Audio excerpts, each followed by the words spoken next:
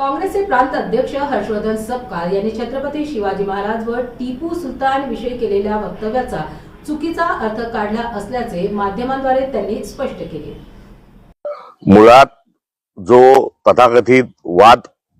जो निर्माण झालेला आहे आणि याला माझ्या वक्तव्याच्या अनुषंगानं जी भाजप गरळ ओकते आहे त्यांना मला स्पष्ट शब्दामध्ये शिवाजी महाराज आपल्याकडून शिकण्याची आवश्यकता नाही हे या ठिकाणी मी अत्यंत विनम्रतेने आणि तेवढ्याच स्वाभिमानाने या ठिकाणी सांगू इच्छितो। हिंदवी स्वराज्याचे संस्थापक छत्रपती शिवाजी महाराज ही महाराष्ट्राची आमची काँग्रेसची आणबाण शान आहे। त्यांचा पराक्रम अद्वितीय आहे आणि त्यांच्या पराक्रमाच्या अनुषंगानं हिंदवी स्वराज्य निर्माण झालंय आणि त्या स्वराज्याची प्रेरणा थेट स्वरूपामध्ये आपल्या संविधानापर्यंत आहे। काल पत्रकारांनी मला प्रश्न विचारत असताना विचारले की महामानवांचे आणि विशेष करून शिवाजी महाराज आणि टिपू सुलतान यांचे जे छायाचित्र आहे प्रतिमा ज्या आहेत ह्या कार्यालयामध्ये लावण्यात याव्यात अशी मागणी होत आहे, याकडे आपण कसे बघता। या प्रश्नाच्या उत्तरादाखल माझं जे उत्तर होतं ते हे होतं की शिवाजी महाराजांनी जो स्वराज्याचा विचार दिला त्याचाच आदर्श हा टिपू सुलतानने घेतला आणि टिपू सुलताननी तो आदर्श घेऊन इंग्रजांच्या विरोधात ते लढले आणि त्या अनुषंगाने या प्रतिमा ज्या आहेत ह्या सोबत लागण्याच्या अनुषंगानं समकक्षतेच्या अनुषंगानं माझं हे वक्तव्य केलेलं आहे। मी शिवाजी महाराजांचा जो पराक्रम आहे तो अद्वितीय आहे हे यापूर्वीच सांगितलेलं आहे आणि या माझ्या प्रश्नाला दाबून कुठेतरी जे वक्तव्य चालवण्यात येत आहे हे भारतीय जनता पक्षाचा हा खोडसाळपणा आहे। देवेंद्र फडणवीस यांची तुलना मी औरंगजेबाशी केली तेव्हा ते म्हणाले मी त्यांना ओळखत नाही, मी त्यांना जल्लाद म्हटले, मी त्यांना क्रूर असल्याच्या अनुषंगाने दरिंदा म्हटले, त्यावेळेसही त्यांनी मला ओळख दाखवली नाही। मात्र काल एकदम आवेशामध्ये येऊन ते माझ्याबद्दल जे काही त्यांनी गरळ ओकली याचा स्पष्ट स्वरूपाचा अर्थ आहे की त्यांना महाराष्ट्रामध्ये जे मूलभूत मुद्दे आहेत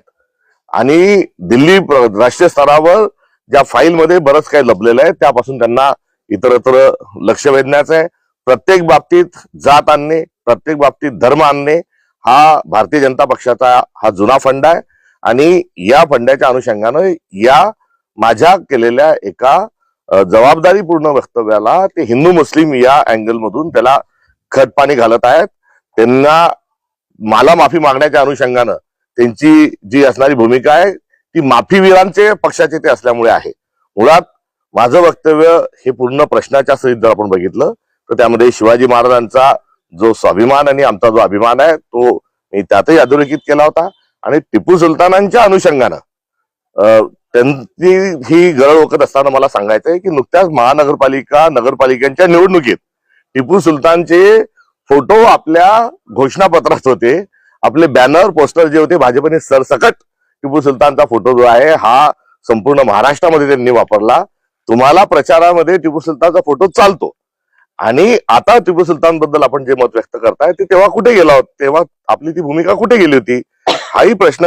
या निमित्तानं उलट पक्षी मला भारतीय जनता पक्षाला विचारायचा आहे। आज काही याचा एक मुद्दा म्हणून काही काँग्रेसच्या पक्ष कार्यालयावर मोर्चे आणण्याच्या अनुषंगाने देखील कुठेतरी भारतीय जनता पक्ष हा सक्रिय असल्याचं कळतं। तर 17 तारखेला माझे पुतळे देखील ते जाळणार आहेत अशी देखील माहिती मला प्राप्त होत आहे। मात्र माझा पुतळा जाळण्याच्या ऐवजी सावरकरांनी छत्रपती शिवाजी महाराजांनी हिंदवी स्वराज्य स्थापन केलं ते करत असताना शिवाजी महाराज यायला म्हणजे कावळा बसायला आणि डांग पिटायला असं जे वक्तव्य केलं होतं आणि त्या वक्तव्यासोबत शिवाजी महाराजांच्या संदर्भात अधिकचे जे चुकीचे सावरकरांनी वक्तव्य केले होते त्या अनुषंगाने त्यांचे पुतळे भारतीय जनता पक्ष जाळणार आहे का हाही माझा प्रश्न आहे। सोबतच कोश्यारी जे आहेत हे शिवाजी महाराजांबद्दल इतकं विकृत बोलले आणि ते विकृत बोलत असताना त्यांचे आपण पुतळे जाळणार आहात का हा देखील प्रश्न या निमित्ताने मला उपस्थित करायचा आहे। देवेंद्रजी, आपण अमरावतीमध्ये भारतीय जनता पक्षाने थेट MIMचे मतदान घेतलं, चंद्रपूरमध्ये MIMच्या मदतीनं आपण आपला महापौर बसवला, थोड्या तिडक्याने महाराष्ट्रभर 21 ठिकाणी MIM सारख्या जातीवादी